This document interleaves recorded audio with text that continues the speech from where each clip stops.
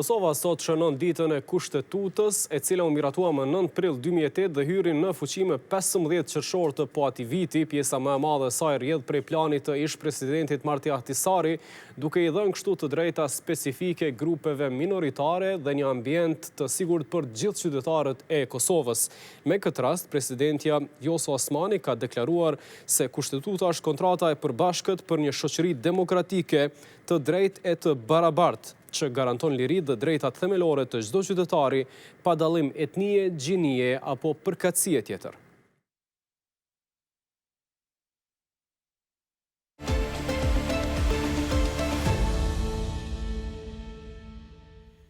Do ta vazhdojmë bisedën për këtë temë, pikërisht për ditën e Kushtetutës. Në studio kam profesorin Kadri Kryeziu, një prej hartuesve të Kushtetutës Republikës. Faleminderit shumë për pjesëmarrjen kompas, profesor. Faleminderit. Sot është ditë feste në Kosovë, është edhe në shtete tjera fest dita e Kushtetutës, apo jemi rast më i veçantë?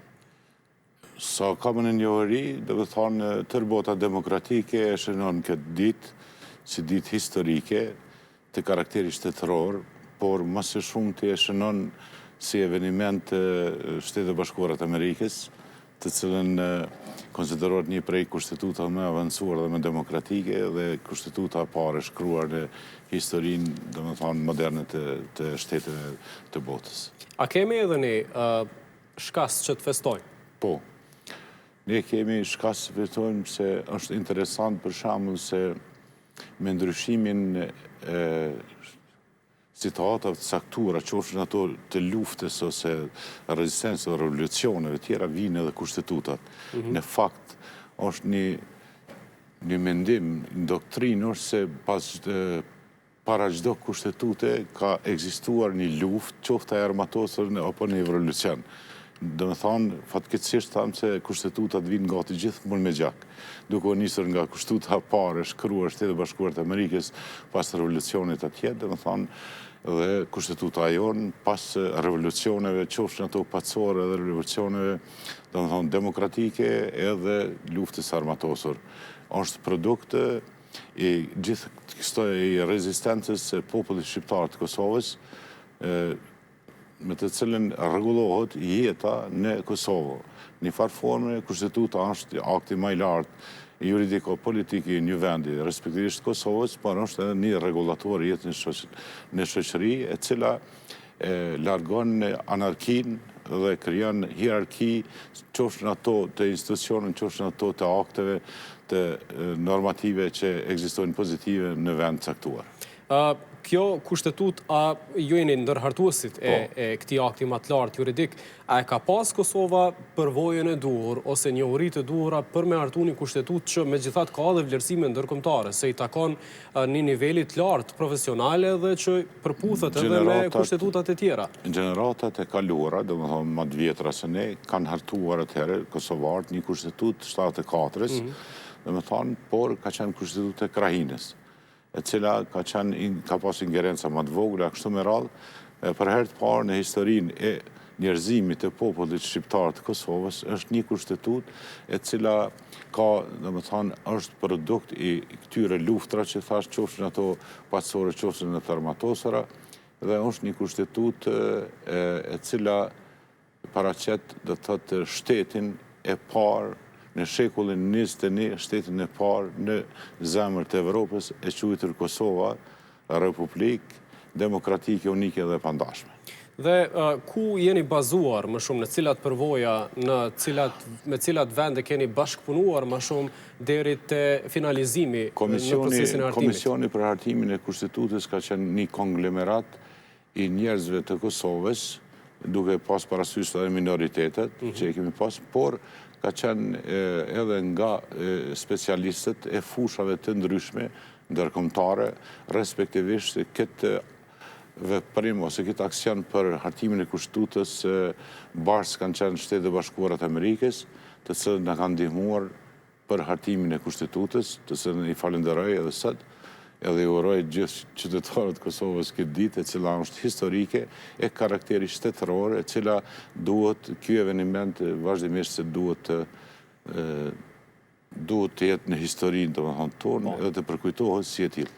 A keni pas prioritetet, do cilat çështje i keni rregulluar së pari, pastaj cilat kanë qenë në rend dytë, apo ka shku thjesht ashtu siç është renditja edhe në nene? Shikoj, historia kushtetutave në tregon se ekzistojnë kushtetuta të ndryshme në botë, sidomos kushtetutat e shteteve demokratike. Kushtetuta jonë hyn në kuadër të kushtetuta me element të jashtëm. Elementi i jashtëm do thotë ose është ndonjë marrëveshje ose është ndonjë dokument. Dokumenti i njohur në popullatën tonë është dokumenti i Ahtisarit, marrëveshja, domethënë, e cila si element i jashtëm ka ndihmuar në aspektin bazik për hartimin e një kushtutje të re të një shteti të ri. Respektivisht, dokumenti i Ahtisarit ka qenë një dokument i cili i ka dhënë prioritete të jashtëzakonshme pakicave kombëtare, duke pas parasysh se ne jemi popull shqiptar shumicë, kemi pas detyrë që të integrojmë dhe të japim të drejta të mjaftueshme të nivelit evropian. A i përgjigjet Kushtetuta e Republikës kulturës shtetit Kosovës, mënyrës se si jeton, historisë, edhe këtyre çështjeve të minoriteteve?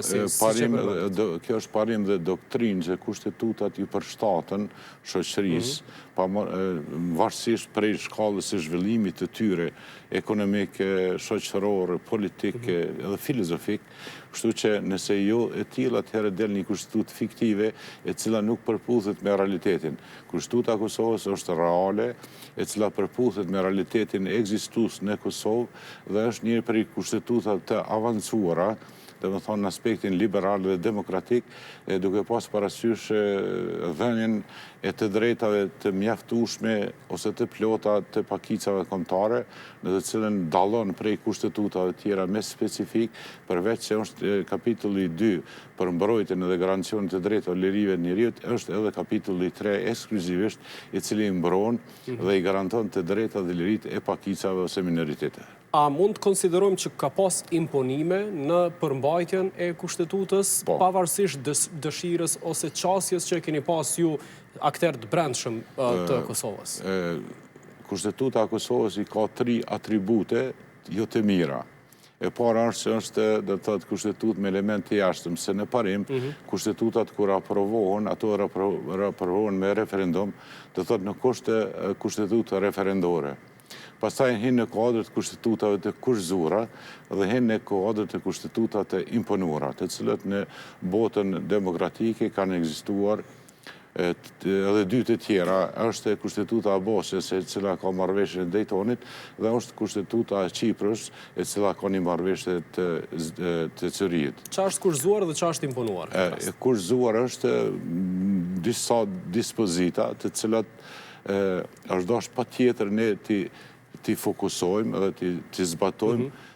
Kurzim nën kupton që nëse ne, thjesht ta them, nëse ne i garantojmë këto të drejta dhe liri të qytetarëve minoritarë, të drejta të tyre kombëtare, të drejta të tyre kulturore, trashëgimore, historike, atëherë ju do ta keni pavarësinë. Nëse jo, atëherë s'do të keni pavarësi. Ky ka qenë kushti, do të thotë. E imponuar ka qenë për shembull sistemi ashtu quajtur i banditerit, i cili nuk kemi dashur të pranojmë, sepse ky sjell probleme. Sistemi banditerit nënkupton 2/3 plus 2/3 të minoriteteve, të cilët disa situata në ligje organike dhe ndryshimin e kushtetutës janë të imponueshme. Ka shumë ligje në kuvend që mbesin pengi i minoriteteve. I këtij sistemi, peng, bili kemi edhe raste, për shembull, kemi rastin e ushtrisë, unë ekskluzivisht e kam punu kapitullin 11 për çështën e sigurisë Kosovës, ushtrinë, pastaj e kam pas policinë, AKI-n, gjendje zakonshme dhe aviacionin civil. Kam qenë kryetari nën komisionit. Dhe më thonë që kam pas përgjegjësi dhe kam ushtruar këtë përgjegjësi me kompetencë së bashku me njësitë ta quaj kështu organizatat inteligjente të botës perëndimore që më kanë ndihmuar në këtë drejtim, dhe nuk kemi shumë të lashe, po të lashe kemi rreth institucioneve të cilët ka vakume të cilat nuk kemi mund t'i parashohime që në të ardhmen mund të ndodhin si të tilla. Shpesh përmendet si argument përmbajtja e Kushtetutës Kosovës, sidomos kur flitet për raportin me Serbinë, kërkesa për themelim të asociacionit komunave me shumicë serbe, edhe liderët kosovare kanë përmend shpesh se Kushtetuta e Kosovës është më garantuese se sa kushtetutat e vendeve tjera, sidomos sa i përket minoriteteve. Në parim, norma superiore, siprore, Kushtetutës është norma ma fuqishme, e cila dominon ndaj normave tjera dhe gjithë norma tjerat duhet të subordinohen, nëse të nështrohen, se nuk mund të funksionojnë. E kam fjallën për ligje dhe akte në ligjore. Kështu që norma kushtetuese është shumë garantuse, për këtë arsye institucionet të cilat janë të vendosura në Kushtetut quhen institucione kushtetuese në bazë të asaj që kanë kompetenca më shumë edhe ushtrimi i detyrës e tyre është shumë profesional. Si është parlamenti, është qeveria, presidenti, institucionet e pavarura, media që kemi, institucioni është pastaj banka qendrore, që janë disa institucione ombudspersoni e tjera, dhe më thonë janë institucione që kanë karakter kushtetues, se janë të normura me normë siprore, të cilat për me pasë fuqinë më të madhe në vendimarrje. Në anën tjetër, a mund të konsiderojmë që kemi ndonjë pasojë prej përmbajtjes së Kushtetutës që nuk ka mundur ndoshta të ndryshohet me kohën? Po shiko, në parim, Kushtetuta jonë hynë në kadrët e kushtetutave të forta, jo në atë kuptimin e qëndrueshmërisë, pëse kushtetutat e forta konsiderojnë ato kushtetuta të cilat ndryshimi i tyre është i komplikuar. Dhe më thonë, Kushtetuta jonë për të ndryshuar duhet 2/3 plus 2/3. Në bazë të kësaj procedure, konsiderohet hynë në kadrë kushtetutave të forta. Në kushtetutat e buta, të cilat ndryshohen në bazë si ndryshohet një ligj i rëndom. Dhe kjo është pengesë, në të cilën kjo duhet të kalu, në shtetet e tranzicionit, si jemi ne, Kushtetuta duhet të amendamentohen në situatat caktume, sepse nuk mund të funksionojnë. Por ato duhet momente caktume, deri sa Kosova të fitoj edhe atë aspektin juridik si shteti pavarur dhe sovran, dhe të futën në mekanizma ndërkombëtar që janë me prioritet nga une edhe nga shteti është NATO-ja, pastaj në Këshilli konsultativ, do të ky Këshilli i Evropës, dhe është OKB-ja. Deri të futem në OKB, dhe më thonë, është një element ose një fakt në të cilën është buka i vështirë, se i kemi ja 410 kilometra me Serbinë kufi, dhe më thonë se deri sa të njihet, Kosova nuk njihet ende në kufit ndërkombëtar, sepse me Maqedoninë e kemi rregullu, me Malin e Zi e kemi rregullu, me Shqipërinë nuk kemi të lashe, duhet edhe me Serbinë. Kur vjen momenti me Serbinë, ajo duhet të kalojë në parlamenti, edhe në parlamentin e Serbisë edhe të ne, në momentin e njohjes së kufirit ndërkombëtar me Serbinë, në mënyrë automatike ne mund të hyjmë në OKB. Dhe kur jemi 17 vjet pas, ende ka diskutime për shkelje të Kushtetutës nga ana institucioneve, udhëheqësve politik, edhe diskutime që, sidomos në mandatin e fundit, ka pasur shumë diskutime mbi kushtetutshmërinë e nismave ligjore. Po shiko, do të thotë gjykata kushtetuese është një instrument regulator i jetës institucionale, qofshin ato institucione, qofshin ato akteve të institucioneve ose personaliteteve shtetërore. Dhe në gjykata kushtetuese një farforme është zemra demokracisë në shtetet demokratike, sepse e barazon qytetarin, individin me përfaqësuesin ose autoritetin e shtetit. Ta kemi parasysh për opinionin, jo për ty, se Kushtetutën nuk mund ta shkel një qytetar, po e shkelin vetëm autoritetet. Dhe qytetari ka të drejtë, nëse i shkelin një drejtë në procedurë, në çdo situatë të caktuar, një drejtë e garantuar me Kushtetutë, ka drejtë të bëjë kërkesë në gjykatë kushtetuese dhe ta fitoj rastin. Sa i përket ligjeve, unë kam cek disa herë me ligje kryesisht mirën departamentet ligjore në ministri që janë, po se bëzojmë ndonjë ligj për ambientin. Apo kupton, aty duhet me qenë profesional për me kriju atë brumin, materin, dhe më thonë ligjore, atje i kemi edhe do studentë e tjerë, po më vjen keq për të thamë, po ata s'po koncentrohen.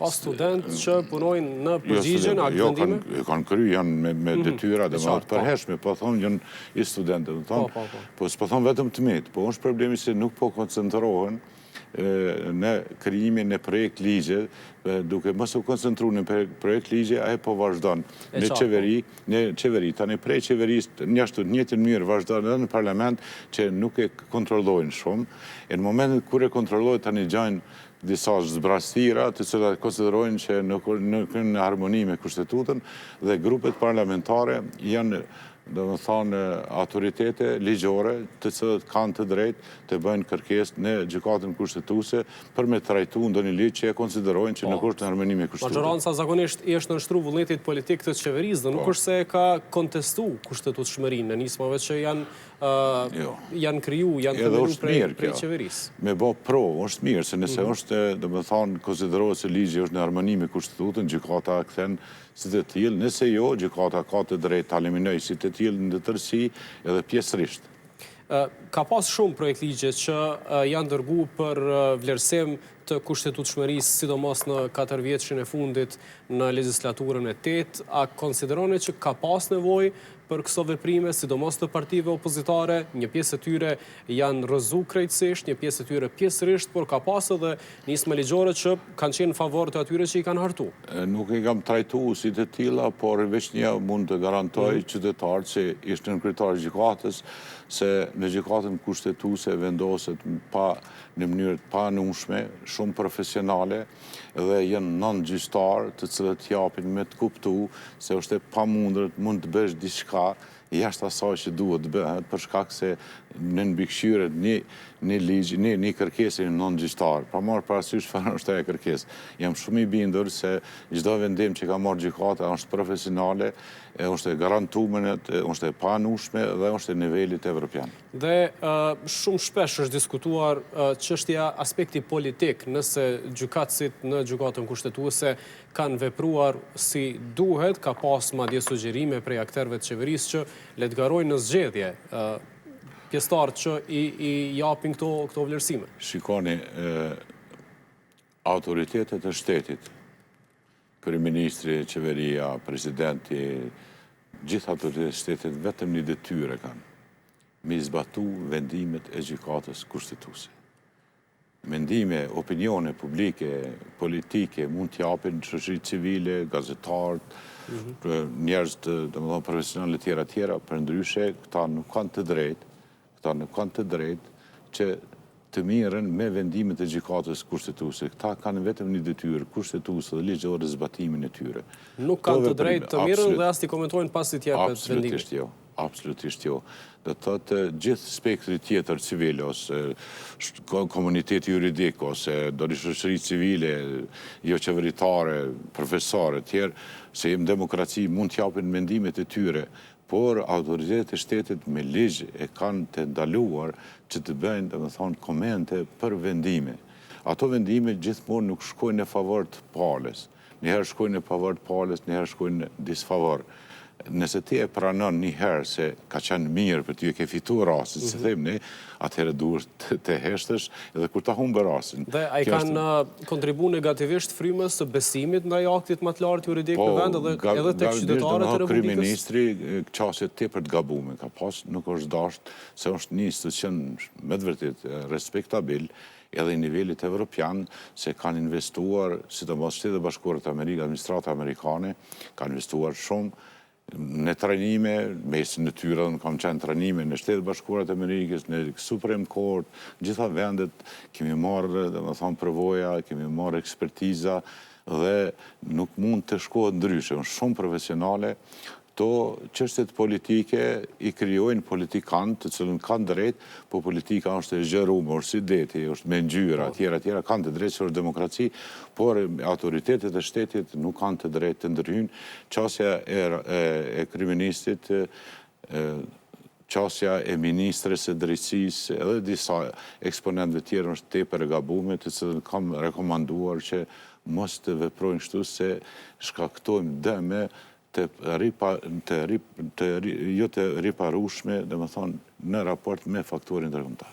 Gjykata kushtetuese ka rëzu president, ka rëzu qeveri, ka rëzu ligje, në anën tjetër kemi pas vlerësime të kryeministrit aktual në një periudhë më të hershme që kush e shkel kushtetutën është super kriminal.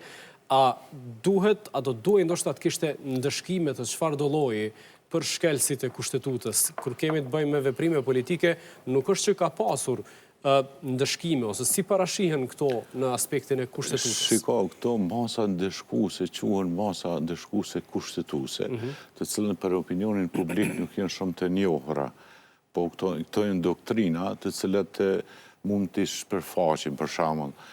Janë vetëm 3 masa ndëshkuese kushtetuese. Masa e parë është dorëheqja, konsiderohet si masë ndëshkuese, nëse konsiderohet se është shkel kushtetuta. Masa e dytë është shkarkimi dhe masa e tretë është revokimi nga detyra. Vetëm të 3 masa, përndryshe gjykata kushtetuese nuk ka mekanizëm për zbatimin e vendimeve. Vetëm mekanizëm është prokuroria e shtetit. Nëse konsiderohet se një institucion nuk e zbaton vendimin e gjykatës kushtetuese, prokuroria e shtetit mirë ex officio duhet ta nisë do të thotë procedurën se konsiderohet si shkelje ligjore dhe penale. Të jemi në një periudhë kur po flasim për seancën konstituive, krijimin e qeverisë. Çfarë duhet dim për rolin e kushtetutës në këto procese shumë të rëndësishme për themelim të institucioneve që derivojnë prej zgjedhjeve parlamentare? Sa i përket kushtetutës, kushtetuta shumë e qartë. Do citata e kemi pas për qeverinë, kujtohet me siguri, ato i kemi sqaruar me një vendim. Do me thonë, kushtetuta shumë e qartë. Kushtetuta ka vakume për veprime ta quaj antikushtetuese. Do me thonë, kur për shembull te konstituimi i parlamentit në parim, te konstituimi i parlamentit, partia e cila ka fituar një fitore relative, e para që e quajmë ne, në fakt ajo partia fiton pushtetin legjislativ. Se në mënyrë automatike kandidati i asaj partie është kryetar i parlamentit dhe parlamenti është organ legjislativ. Por nëse për shembull kjo parti konkretisht vetëvendosja nuk e jep emrin momentin e konstituimit, atëherë ne nuk kemi mund të parashohim se çka të mund ndodhë, është deviacion ose destruksion kushtetues.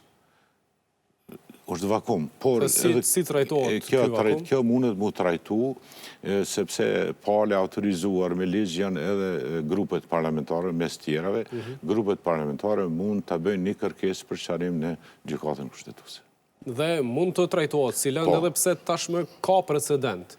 Mund të trajtohet ka precedent, për ndryshe kjo duhet në aspektin normal të quaj kështu, njerëz me një kulturë të lartë politike që duhet me qenë me një vokacion kushtetues, domethënë me një edukim kushtetues, nuk ka nevojë të ndodhen si në Evropë. Aktualisht e ka pranuar dhe lëvizja vetëvendosje si partia e parë dalë prej zgjedhjeve që nuk i ka numrat e mjaftueshëm për një shumicë parlamentare. Por as për një shumicë parlamentare, nuk e di nëse partitë e tjera nëse janë në koalicion do ta votojnë kryetarin e kuvendit si kandidat i lëvizjes vetëvendosje. Nëse lëvizja vetëvendosje nuk i siguron 61 vota për me votu kryetarin, a mund kontestohet kjo ndoshta shtyrja, vonesa, si mund trajtohet? Shiko, kjo shkon në mënyrë automatike, është një farë votimi tepër formal, teknik ta quaj, për shkak se kryetari është i partisë më të madhe, nën kryetari po ashtu. Pastaj, nënkryetari i tretë, i dytë, është i partisë së dytë më të madhe, nënkryetari i tretë është i partisë së tretë më të madhe. Dhe janë 2 minoritetet, që në kupton e përbën 6 nënkryetar, edhe kryetari shtatjen. Po, strikt është edhe gjithë këta përbën kryesin.